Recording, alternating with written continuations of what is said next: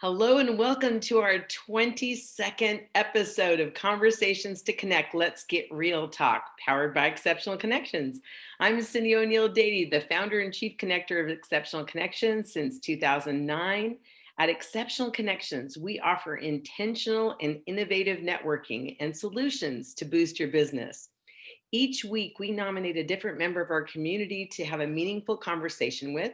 So be sure to make yourself comfortable with a cup of tea or a beverage of your choice. Take notes and be sure to add comments and questions to the chat box. So I'll be unmuting the call at about the 45-minute mark. And this is where the listeners can ask their questions, their epiphanies, their ahas, their takeaways, and enter into our thought-provoking conversation. So the inspiration of our bi-weekly Conversations to Connect, Let's Get Real Talks is to create purposeful conversations. We desire to be relevant during these uncertain and challenging times and to support our community to make an impact in the world and stay connected as well. So as we get started, I invite you to set aside your distractions and invest your attention on the conversation that's about to unfold. So look for just one idea, one thought that you can take away and put into action so that you don't cheat yourself of the time that you've invested here. Our conversation to connect this week is with the bold and brilliant Claire Jones from Seattle, Washington. Welcome, Claire. Hello, glad to be here. So glad to have you. And we're going to be talking about the 3 pillars of business success today. And by the way, this is a signature talk that Claire offered for our Exceptional Connections community this month. And so we're really excited to be able to take it from the teaser mode, from the 20-minute talk that you offered and all the great information to actually having a conversation. So before I bring Claire on to discuss this intriguing topic, it's my pleasure to be able to share some background information about this amazing lady. So Claire is an experienced speaker, certified neuro leadership coach, and business strategist who has worked with small businesses for over 15 years. As someone who knows firsthand what it's like to struggle to build a sustainable business, her mission is to act as your trusted guide so that you can create the right schedules, marketing strategies, processes, and systems to scale your dream business. So as a result, her clients are able to step away from having to do everything themselves and devote more time to the things they love. So Claire, before we launch into your 3 pillars of business success, share with our listeners a bit more about your background, your philosophy for building sustainable businesses. Yeah, totally. So, as you mentioned, I've been working with small businesses for a very long time. So, I've seen a lot of the ins and outs, the trials and tribulations, the blood, sweat, and tears that goes into the foundation, the building, the growing of these kinds of organizations. And I even started my first small business back in 2014. It was a general store devoted to local goods. And it was pretty much my middle finger to the economy at the time because I graduated into the recession with an art history degree. And so I was unable to find meaningful work at that time, something that paid me a living wage, something that, fulfilled me and offered me growth opportunities. And so I just launched into this first business of mine, and it was a lot of naivete and desperation and frustration. And so I don't recommend that that's a great way to start a small business, but it was basically my crash course in running the business myself. I'd seen all of the back end processes working with them over the years, but running it by yourself is just a whole nother beast. And I ended up getting super burnt out in the process. I was working pretty much about 60 hours a week because it was a brick and mortar. And so I had to physically be there for the store to be open.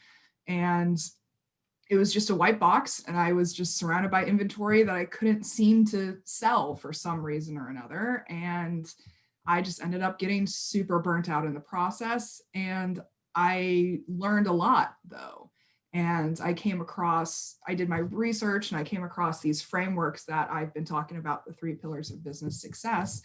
And those are really the frameworks that helped me realize that you don't have to really burn out in order to have a successful business. You don't have to really buy into that hustle, no sleep, work all day mentality in order to have a successfully sustainable business. So that's kind of what motivated me to help other small business leaders achieve the same, because I saw too many people just repeating the same cycles that I went through. And it's a very boom and bust kind of cycle that you can get stuck in sometimes when you're a small business leader. So you learn things the hard way, right? And Yep. you're wanting to be of service to the community to be able to make the road a little bit less bumpy. Yeah. Um, but there's some value in being able to experience things firsthand as well, Yeah. right? Yeah. Totally. Totally. I joke that I got my MBA via Google. Because if I didn't know it, I just looked it up, researched it, learned it, and then applied it. So it's a very much a learning experience, and it continues to this day. I mean, I'm still learning, I'm still growing, but I can pass down what I have learned to those the people that I work with. Sure. So, okay, so you've learned from experience, you were in the trenches, and I'm sure those three pillars that we're going to be talking about today manifested themselves just, in the day-to-day activities that you were doing. Mhm. But is there more before we really jump into this subject? How did you really come to create the three pillars? How did they manifest themselves in a way that you've been able to operate and teach others since then? Yeah, yeah, totally. So I first came up with the specific three pillars framework back in last September of 2019, because I was just on a random networking call, and the person that I was talking to was like, all right, well, what do you think, in your opinion, are the top three things that small business leaders need in their businesses in order to achieve growth, in order to achieve success? And I was like, well, off the top of my head, I said work-life balance, a cohesive marketing strategy, and the processes and systems that you build on the back end of things. And that's really what kind of culminated all of these lessons that I had learned over the years into a really specific framework.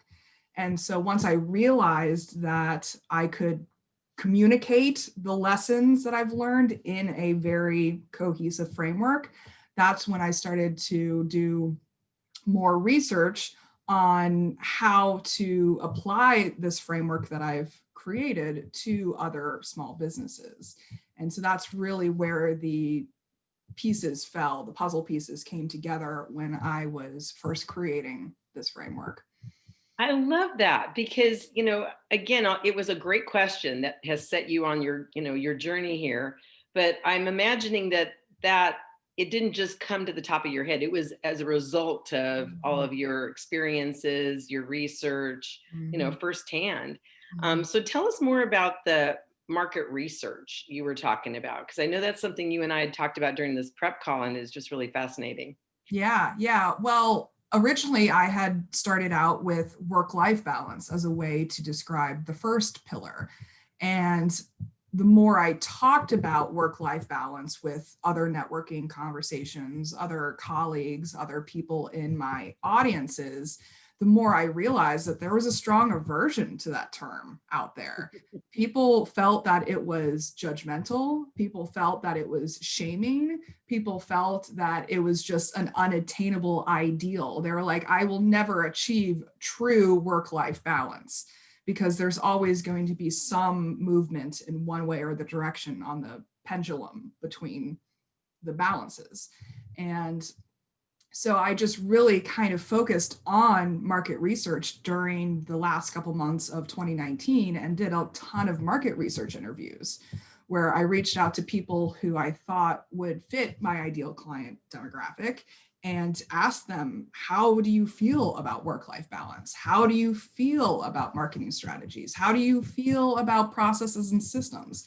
How do you approach those things when you are intentionally strategizing in your life or in your business, if at all? Are these things even on your radar? So that's really where I drill down into how to make the three pillars both accessible for my audiences, but also applicable and appealing to my audiences. So there was a lot of market research that went into the framework before I officially launched it. Right. Well, I love the thought that you put behind it. And so let's just jump right in and name your first pillar and, just address, first of all, why are sustainable schedules important? Yeah, totally. So sustainable schedules was the term that I came up with after the market research that I did on work-life balance, because that appealed to a lot more people. They were like, oh, so I can make a schedule that is sustainable in the long run. I can make a schedule where I still get things done, but I'm not burning out in the process, because the ultimate goal here, like I talked about earlier, is growing and scaling without burning out in the process. And so I put sustainable schedules as number one, because you need to show up as your best self in the business that you're building, because you are continually pouring your energy, your time, your love, your blood, sweat, and tears into this business that you're building. And if you're not able to show up as your best self, as someone who's already full, then you're not going to have anything to pour out. You're not going to have your best efforts to provide to this business. And having a sustainable schedule just makes things easier in the long run, because it's just intentionally and strategically setting your schedule up so that you are maybe not at maximum, but more optimal productivity, effectiveness, efficiency, all of those things that you need to be really strategic with your time, money, and effort, energy, as you are building this business. So I think that's very important. That's why I have it as number one. Yes, I love that. And I love that you're juxtaposing, sustainable schedules versus work-life balance. Yeah. Because work-life balance, like you said, people have a visceral reaction to that, is like, no, or I can't do it, or I've tried it before and it doesn't work. But, just using the word sustainable, that gives people hope, right? Yeah. That it Yeah. can be, continued over time. Yeah. So, I'm hoping you can be able to tell us a little bit more about your healthy mind platter and how that works. And maybe also mentioned if the order of the pillars that we're going to go through, if that is it played into, how much that weighed into you creating those in the order that you Mhm. established for them. Yeah. To answer that question first, I pretty much ordered the pillars in a way from most important to least important. Like they're still all very important. That's why I call them the foundational pillars. Yeah. But if I had my ideal way with how people applied these pillars to their life and to their business, this is the order that I would recommend that they apply them in. But Perfect. often when I work with clients, they start in pillar number 2 or pillar number 3, and then we go back to pillar number 1, so it's Sure. flexible, but that's why I've ordered it the way that I have. And so to go back to your first question in terms of the healthy mind platter, I've also developed a 5-step system for each of my 3 pillars. And so healthy mind platter is the first step for sustainable schedules, because it is foundational. With a healthy mind platter, you're literally setting your brain up for success. Hmm. So that, because your brain controls everything, Right. mind power is so much more important nowadays than pure muscle power. We are a knowledge economy nowadays. And if you're not nourishing your brain and giving it what it needs to perform optimally, you're going to be cutting yourself off at your knees. You're going to be giving yourself a disadvantage right out of the gate, because you are just not providing your brain with the things that it needs to perform optimally. So that's why I start with the healthy mind platter. And it's a framework that's developed by the Neuro Leadership Institute, and they've just developed it after years and years and years and years and years of neuroscientific research. And they've just literally done the studies, they've looked at the data, and those are the 7 areas of your life that should be balanced for optimal brain functioning. And they fall under different categories as well, right? Mhm. So Yeah. talking about the cognitive needs, the social needs, and the physical needs. So tell us more about those. Yeah, totally. So the cognitive needs are focus time, downtime, and time in. So focus time is basically just like focusing on one thing at a time. People also call it the flow state. It's where competence and challenge meet. You know, it's not too challenging, but you're also not too competent at it at the same time. So it creates a good flow state. So it's just focusing on that one thing at a time. Your brain really loves this state. So intentionally scheduling time into your schedule to tap into this state is going to be beneficial for you. And then downtime is pretty much just letting your mind wander, because your mind is this great organ that can link all of the differentiated parts of your brain. But if you're focusing really intently all the time, then you're not giving your brain a chance to integrate all of those different parts, all of those different working neural networks. And so downtime is super important. It's kind of like daydreaming, letting your mind wander with no particular intention. And then time in is intentional internal self-reflection. So this can be typically either meditation or prayer, but it can also just be like closing your eyes for 2 minutes throughout the day and just focusing on your inner sensations, your inner feelings, the inner thoughts and things that are going on. Like, are you hungry? Are you tired? Are you feeling sad? Are you feeling happy? And just using that as a daily check-in or a way to tap into your intuition and your internal sensations in a way that helps you perform better.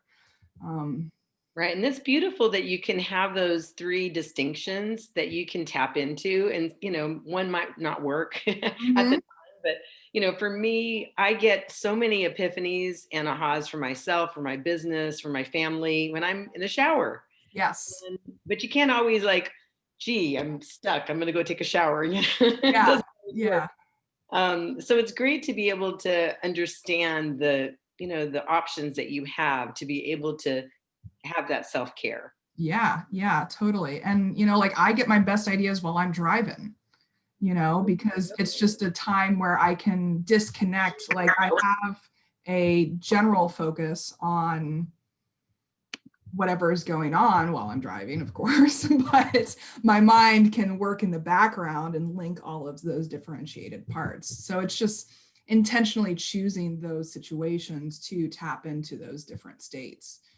And then when it comes to social needs, connecting time and play time, this is basically giving your brain a chance to play around and have fun. And connecting time is super important. We're social animals. We are neurologically wired for social connection because it is inherently built into our survival mechanisms. We like being around other people because it increases our chances of survival. And so you need to give your brain that as well, because your brain is literally wired to seek out social connections. And then with playtime, it's pretty much just having fun, exploring, experimenting.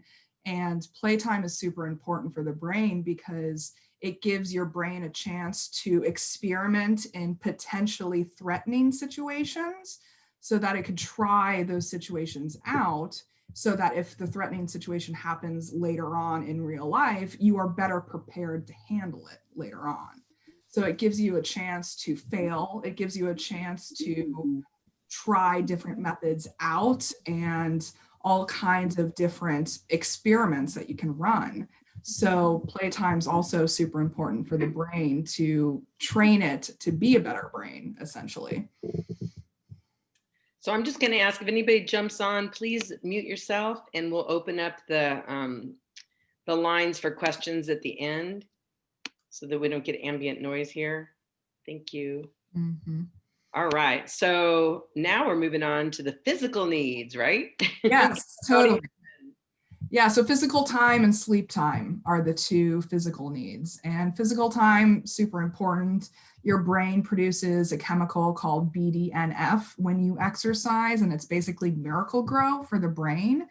And so they've done a ton of studies in elementary schools, middle schools, and high schools where if they put PE, physical education, at the beginning of the day, kids have better test scores, they have better attention spans, there's less fights, they're better behaved, and there's just a better learning capacity because of BDNF in the brain. You are priming your brain to create new neural networks. It's that miracle grow. It's like putting fertilizer on your neural networks. And so if you learn things after exercising, you have a better capacity for retaining that information. And then for sleep time, I mean, sleep time is your chance to restore everything that was depleted during the day. So it's emotion regulation, it's immune regulation, it's your just body's way to reset, get back to center, and start afresh. It's like turning it on and off, how you hit the power button and rebooted the system. They call it defragging or something. Yeah. Yeah, defragging your hard drive. Exactly. Well, I love that. I love the way you just really compartmentalize those so that you can be able to meet all the needs. And, I heard you talk about you can pair things, right, to be more efficient. So talk about that for a minute.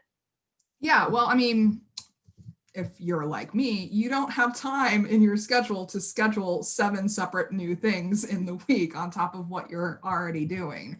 And so I'm a huge advocate for combining these areas when you can. Like you can very easily combine playtime and connecting time, have playtime with your friends, playtime with your family, playtime even with your dog.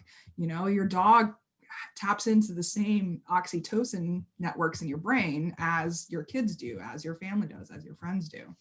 And you could even throw in physical time too, if you do a soccer game or a volleyball game or go rollerblading, So there's an easy way to still check them off the list, but without scheduling 7 new hours into your already overloaded schedule.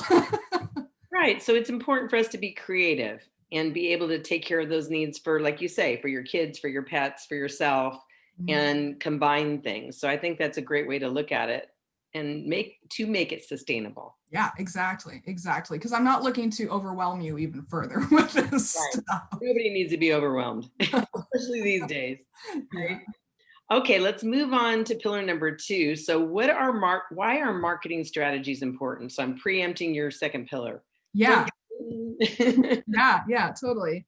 Marketing strategies are super important because you need to be intentional with your marketing efforts, because most people scattershot their approach where they try too many different things in too many different ways. And then they're just kind of running around like dogs chasing their own tail.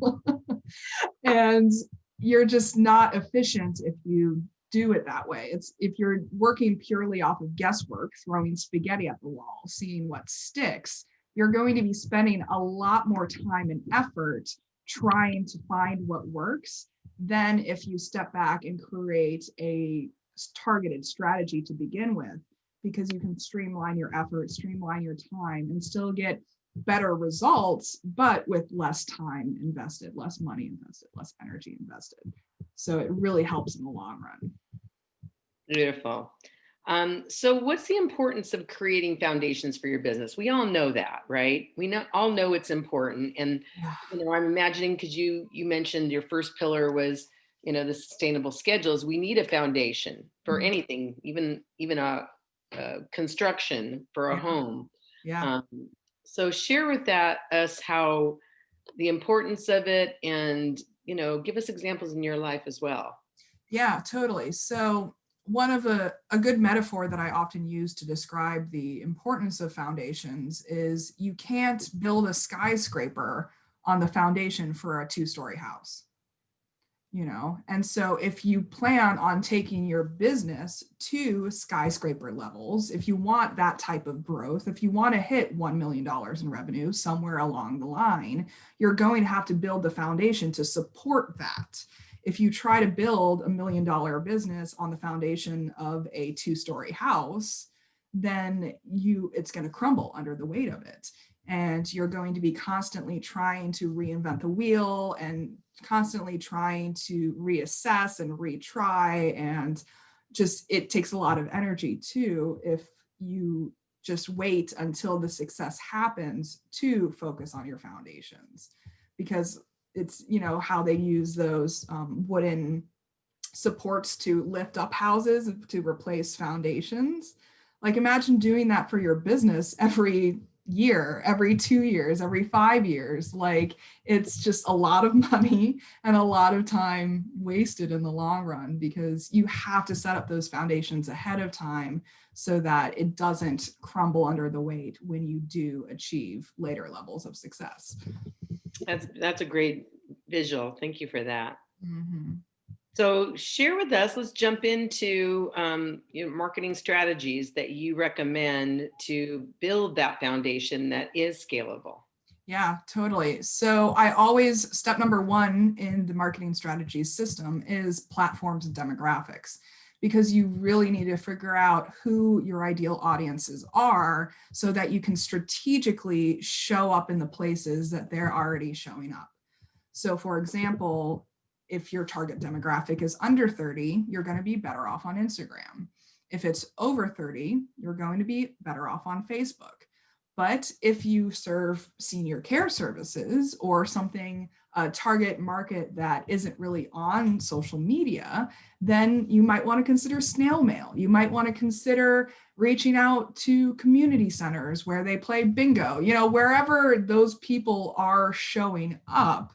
Focus your efforts there first and foremost so that you can streamline your time and be more strategic and intentional when you do reach your audiences. So that's always step number one, is like figuring out who you're talking to so that you can figure out where to show up. And that's a very direct link there. Because a lot of people just like to throw money at Facebook ads, for example, but if your ideal clients aren't looking at Facebook ads, that's just going to be money and time and energy wasted. So how can you streamline your efforts so that you aren't burning out while you're trying to reach all your audiences? That's like a shiny object syndrome that I talk about a lot. Is there's this brand new marketing method that everyone's raving about, but you really have to go back to your target demographics and figure out, is this a marketing method that my target demographics are going to be interested in? If not, don't worry about it. Do something else with your time. Right. You can work in reverse as well, though, because if you want to attract a younger demographic, you go to where they're at too, right? Yeah. And you would have to reorient your offerings to appeal to that younger demographic. Right. Yeah, you'd have to be intentional about that. Mm-hmm. So the shiny object syndrome, before we move off of that, is that more than just getting like the squirrel thing, you know, where you just take on too much, you're always moving to the newest and brightest thing, as opposed to staying, head down, staying with your plan, create your plan, work your plan, all of that. Yeah. I mean, sorry, go ahead. Oh, no. I was just wanted to have you distinguish that a little bit more for our listeners. Yeah, totally. So I often see this show up for my clients in software applications. So there's this new customer relationship manager software that comes out, or there's this new email marketing software that comes out, or there's this new social media content manager software that comes out. And because of their successful marketing efforts for that software, everyone's like, this is the thing that'll solve all of my problems. So that's a very common example of shiny object syndrome, because they sign up for this new thing. They're like, oh, great, everything's going to work out well. But then they don't know how to use it. They get confused by it. They get overwhelmed by it. And they realize that they're just not actually going to engage with it in meaningful ways. You know, maybe they don't like the way that the software is set up, you know, the UI, the user experience of it, the user interaction of it. And so I would rather have you choose a less popular software or a more simple software that you're actually going to use, rather than the beefed up, shiny object software that promises to solve all your problems that you aren't actually going to use in the long run. So that's a very common example that I find with shiny Right. object syndrome. No, and it's true because we forget about when we're, in that journey of being distracted, we forget about the learning curve, Yeah. how long it takes to get up and running with that to be as effective as you want. Sometimes you have to go backwards to go forwards. We know that, but you're right. Just keeping that in mind and not getting, you know, down a road that you didn't intend to go. Yeah, and oftentimes these new softwares don't play along with your existing softwares either. And so then you're forced to rethink your website platforms, you're forced to rethink your financial platforms, you're forced to rethink all of the other softwares that it's connected to.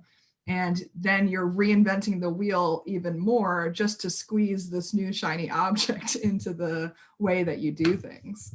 Right. Well, I love the way you talk about, when you met with our community, the quality ROI versus quantity ROI for your efforts. And Mhm. so that kind of leads us to the next point. So there's target demographics, the shiny object syndrome that you're talking about. So now this is kind of where I get excited because this is all about, connections. It's all about relationships. So I'll let you kind of unfold the next few points that you have under marketing strategies. Yeah, totally. So the know, like, and trust factor is huge in marketing strategies because research has shown us time and time again that relationship-based marketing strategies are the most effective. If you look at the research, if you look at the data, people choose companies that they know, like, and trust way more than companies that just show up out of the blue. And so, how can you tap into that trust factor? How can you build a trust funnel and not a sales funnel when you are setting up your systems? I love that. Mm-hmm. It's beautiful. It's a beautiful because we're all taught about our marketing funnels, right? Yeah. And how you want to be strategic and you want to bring a lot of people in. And then, the goal is to be able to identify the qualified candidates at the end of the funnel. Yeah. But I love looking at it as a trust funnel because people aren't a commodity, No, they're not. right? And if you make them feel like a number, if you make them feel like just a sales transaction, they're not getting that personal connection to you. Again, our brains are wired for social connection, and people will go to extraordinary lengths to support the people that they know, like, and trust.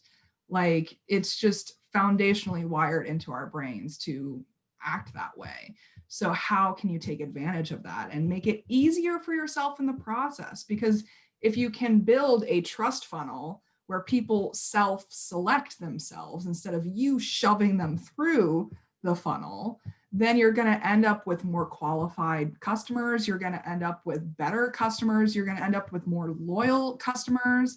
And so you're actually going to end up spending less time and money on your marketing efforts because the whole primary goal, no matter what you sell, no matter whether it's a product or a service, your primary business aim should be creating satisfied customers. And you can't do that unless you create meaningful relationships with them. Right. No, that's a beautiful word picture. I love that. And thank you for the reminder that that's part of the marketing. It's not just a target that we're targeting people because then they feel like they have a bullseye on them. Yeah. Yeah. It's really just nurturing your network and being able to, you have to earn the trust. Yeah. Yeah. Totally. Totally. Yeah. I mean, even according to the American Marketing Association, the people who define what marketing is, they say that it's an organizational function and a set of processes for creating, communicating, and delivering value to customers and managing customer relations in ways that benefit the organization and its stakeholders. So, key to that definition is managing social relationships. So marketing is inherently a social phenomenon because you are creating value for both your stakeholders, your organization, but also for your customers. That's what marketing is, if you boil it down to the definition of it. So thank you for that. I love that clarification. And so I see dots, we have things that are like the relationships, the shiny, I mean, and we want to connect those dots. Mhm. We want to connect those dots for ourselves as business owners so we have that clarity. And we Mhm. want to connect them for our clients and potential clients so that we can attract them, right? Mhm. And so I'm leaning more towards the know, like, and trust factor in terms of how do you build those relationships? How do you build those touch points? There's talk about you need 7 to 25 touch points Yeah. before you can develop, a customer or have them feel like they want to do business with you. So Mhm. tell us more about that. Yeah. So touch points are basically any time that you make a meaningful connection with your audience member. And so it can be Facebook comments, it can be social media ads, it can be meeting them at your kid's soccer game, it can be meeting them in a networking conversation, it can be having a phone call, sending an email, sending them snail mail. There's a lot of different ways to create these touch points with people because I go off of the research that Jeb Blunt offers in his book, Fanatical Prospecting. If you haven't read it, I highly recommend checking it out. And he has done the research behind how many touch points it takes to engage a customer in your products and services. And it ranges, I think he has 6 or 8 different levels of touch points. And the first level is going to be engaging inactive customers, people who have already bought from you, but are just not currently buying from you. And so they're the easiest people to reach. And it only takes around 1 to 3 touch points in order to re-engage them. But then we go to the other end of the spectrum at the last level, and these are completely cold prospects, people who have no idea that you exist, no idea what you offer, no idea that you are even a business or a person on the planet. This is cold calling, cold pitching, the traditional sales method that people go after. And it takes 20 to 50 touch points to engage a cold prospect. And so that's even if you're contacting them every other day, that's going to take you 100 days to engage them as a customer if it's completely cold to begin with.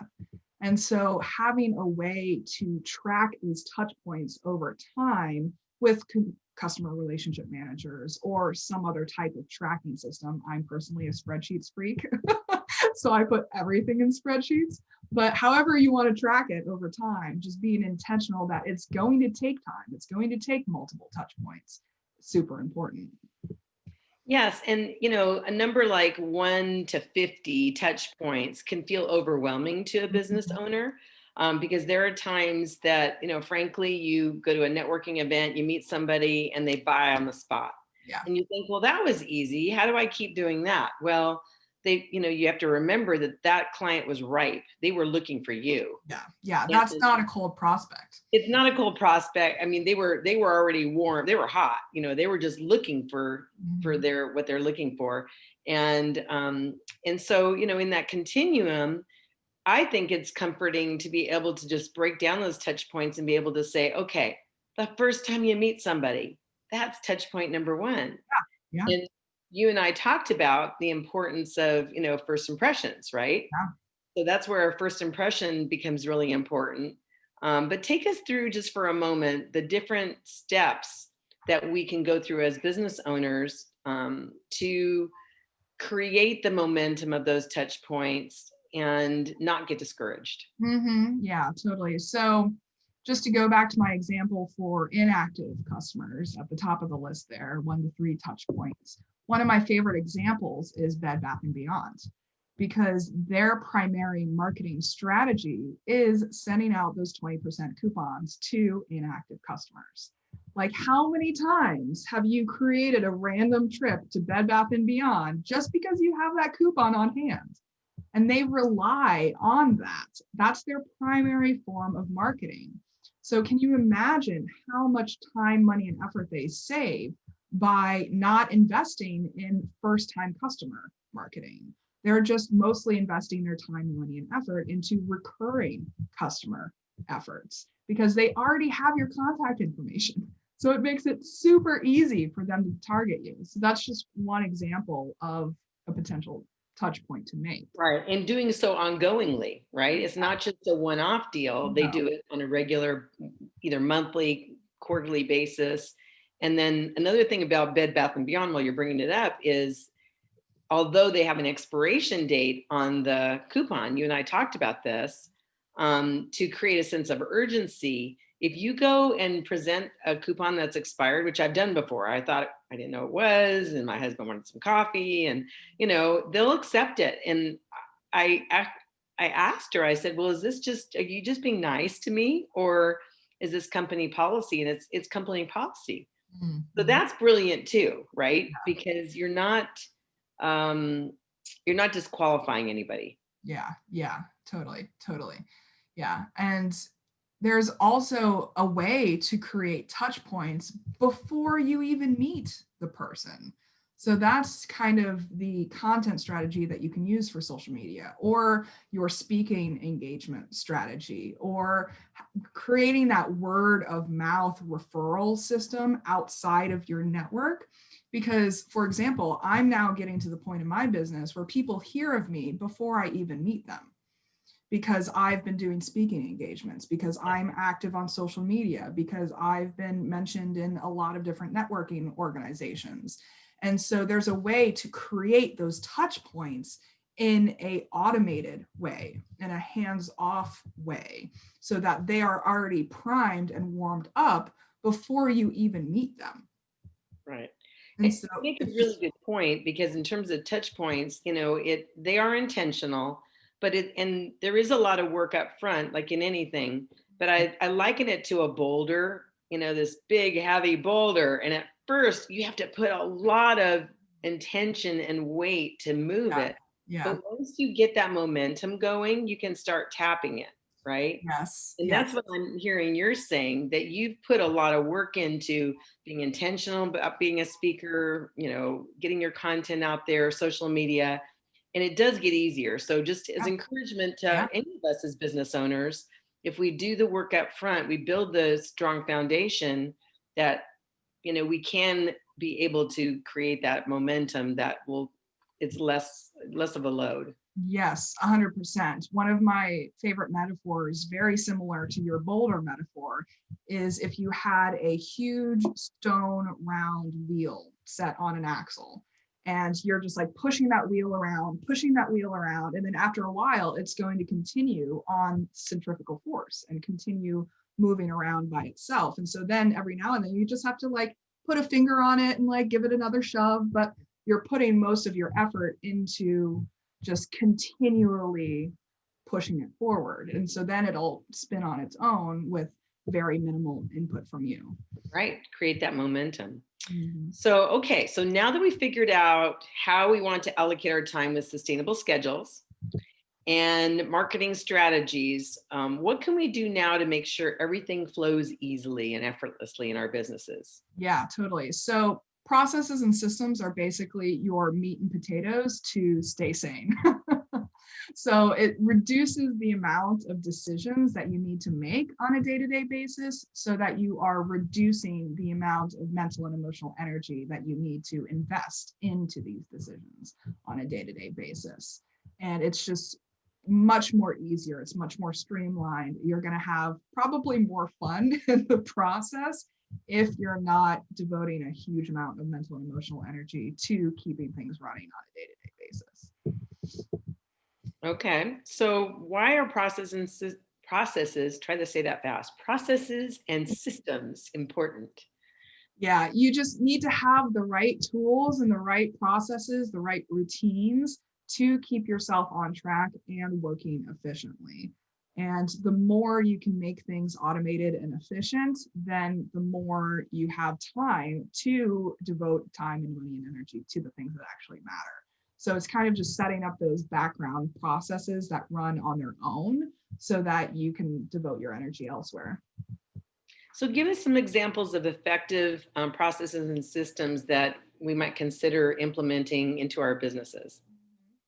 Well, as mentioned earlier, customer relationship manager software programs are super helpful to have because they will hold all of the information for you about your audiences so that you don't have to hold that all in your brain, because we are imperfect human beings and we forget things. So having a customer relationship manager set up really helps with that. Another is cash flow reporting and making sure that you have a cash flow system set up so that you can see what your financial position is going to be like over time. That's super helpful for planning purposes. Social media content calendars are one of my favorites. So planning out your content in advance. So when the time comes to create the content, you just have to do the thing instead of making the decision about what you're posting that day.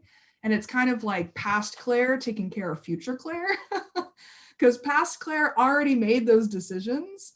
So present and future Claire just has to do the thing. So present and future Claire doesn't have to sit down and devote the mental and emotional energy to making the decision about what to post. Past Claire already made that decision. I love that. That's beautiful. Yeah. Flexible time blocking is another favorite of mine. It's just a alternative to the traditional time blocking methods. Traditional time blocking is more focused on categorical blocks, like this is my marketing time, this is my finance time, this is my admin time. But I'm a huge advocate for time blocking tasks instead of categories so that you don't have to make that decision of what you're working on during your marketing time. You already know that you're doing your social media posts or you're doing your email campaigns or you're doing whatever networking, so that you don't have to make that decision. Again, past Claire taking care of present and future Claire with that one.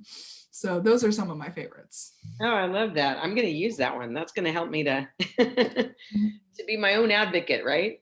Yeah, totally. And I have free videos on all of these too. If you want to go to my YouTube channel, I have how-tos. So Well, that's a perfect segue. So for those, for our listeners who want to learn about new, ways to be able to connect with you, get to know you, possibly work with you, share with us some avenues. And I think you have an offer you want to make available and extend to this opportunity as well as you did at our Exceptional Connections networking. Yeah, totally. So you can find me on YouTube, Instagram, and Facebook under Liminal Clarity. Just search Liminal Clarity on any of those platforms and I'll be there. Or you can just go to my website, liminalclarity.com. All of my freebie YouTube videos are embedded on my website. So it's kind of a one-stop shop. So you can find a lot of information there, or you can just hit me up via email, claire@liminalclarity.com. And that's liminal, LIMINAL, clarity, CLARITY.com. Liminalclarity.com. All right. So did you want to talk about the special ECN count? I don't know if that's time sensitive or not. Yeah, I think it's not. It applies until it no longer applies. I'm offering 15% off for your first month when you join my group program that I'm launching next year in January. So it'll be a year-long program where we'll go over the 3 pillars in depth over the course of the year as a group accountable environment, and you get 15% off your first month if you caught us for this chat or the chat last week. And you don't have to stay for the entire year. You can jump in and jump out as you like, but it's super helpful stuff. Beautiful, beautiful. Okay, well, let's go ahead and open the lines. And anyone that has a question, epiphany, aha, this is your time to be able to engage in the conversation with us. And thank you so much, Claire. This has been so much fun. It's so great to be able to have a conversation with somebody, a deep thinker like yourself, who's put a lot of thought into this and is supporting other business owners to do the same thing. So these are topics that are near and dear to my heart. So this was a really fun conversation for me today. Yeah, same here. It's a bit of my nerd zone coming out. I love it. I love it. So anybody have anything what they want to share? This is a great time to do that. And I apologize. You're going to have to unmute yourself because some people I can't unmute here. There we go. Okay, well, I'll go. Hey, thanks, Chuck. Appreciate it. Yeah, so Claire, yeah, great presentation here, Claire. As I've heard your presentations before, and you just get better and better all the time. So Yeah. good communication. So my kind of question is surrounds work-life balance. I Mm-hmm. kind of come from the school that I say to myself, is it real? Because I've been a small business owner with employees. And so, how do you go about helping business owners? Because a lot of them have a series of great habits and a series of not so good habits. So, Mm-hmm. how do you work with business owners, even solopreneurs, in making having a breakthrough with this Mm-hmm. work-life balance issue? Mm-hmm. Yeah, yeah. One of the first things that we look at if they are struggling with how to incorporate this concept into their lives is what are the activities that energize you and what are the activities that drain you? Because even if you don't change what activities you're doing, you can change the sequence of them so that you can have a draining activity followed by an energizing activity, followed by a draining activity, followed by an energizing activity, so that you are maintaining your equilibrium per se, in a way where you're not adding or subtracting things because you haven't gotten to that point yet in your schedules, but just being conscious of how your energy fluctuates throughout the day, I think is a really good place to start because then you can more intentionally strategize your time. Okay, thank you. Mhm. Yeah, like for example, I had a client once who she was very focused, just head down every single day at her job. And she just was exhausted by the time that she got done with work. And she just wasn't able to provide deliverables on time because she just kept depleting herself. And so we sat back and realized that she literally just needed to schedule in 2 to 5 minutes between activities throughout the day to reset, recenter, and then move on because she wasn't giving herself, like she was just moving from activity to activity to activity to activity and then being exhausted by the end of it. So there's a way to kind of like interrupt that in a so that you can regenerate, re-energize a little bit before moving on. Okay, thank you. I love the way you say that. Give yourself permission to reset and reschedule, or was it recenter, right? Yeah. Mm-hmm. Recenter. Yeah. Yeah. I mean, it can be 2 minutes, 5 minutes, 30 seconds. You know, it doesn't have to be a huge chunk of time, but just giving yourself a break of some sort. And that's an easy way to incorporate time in or downtime. You know, set the timer for 2 to 5 minutes to just daydream or set the timer for 2 to 5 minutes to meditate. It doesn't have to be a huge chunk of time. Right. So some sort of interruption in your schedule Mm-hmm. to be able to create that reset. Mm-hmm. When I homeschooled my kids for many years, I was like a nerd about all this kind of stuff too. And in how the first 10 minutes of learning are your optimum, that's where you get the most information. And so as a result, I would have the kids do, a set activity that was very focused and then give them a break to go do something and then Mm-hmm. come back. Mm-hmm. And it seems like counterintuitive sometimes. It's like you're not being effective in your time if you're giving multiple breaks. But I found that it actually kept them on task better Mm-hmm. and they had a better attitude. And Mm-hmm. so little tricks like that really do help. Yeah, totally. I mean, according to neuroscience, our brain can only focus on one task for 20 minutes at a time. After 20 minutes, we get distracted. Our brain goes off on some other tangent, some other way. Right. And so that's why I forget what they're called. It starts with a V. They're like timers of some sort that go 20 minutes on, 5 minutes off, 20 minutes on, five Oh, minutes off. There's really? apps that you can download on your phone. I Yeah. think it was like in a I want to say Venn diagram, but that's not it. It starts with a V. Um, that's a Hmm. great way to still tap into productivity, but giving yourself breaks in the process. Right. And I'm imagining like anything, just like our sleep schedule, if we go to bed at the same time, we tend to wake up at the same time because we have this, circadian rhythm that just kicks in. If you do something like that for a period of time, imagine your body just will do that, right? It's like, okay, time to stretch. So I love it. Well, thank you for all of the great information. I just want to give anybody a chance to, anybody else want to share a question or ask a question, share a thought, enter in the conversation before we close it here. Well, thank you so much, Claire, for being able to generously offer your expertise and your time and being able to take a deeper dive into this conversation that we had. So thank you so much. And just in closing, do you have any closing thoughts you want to leave with our listeners?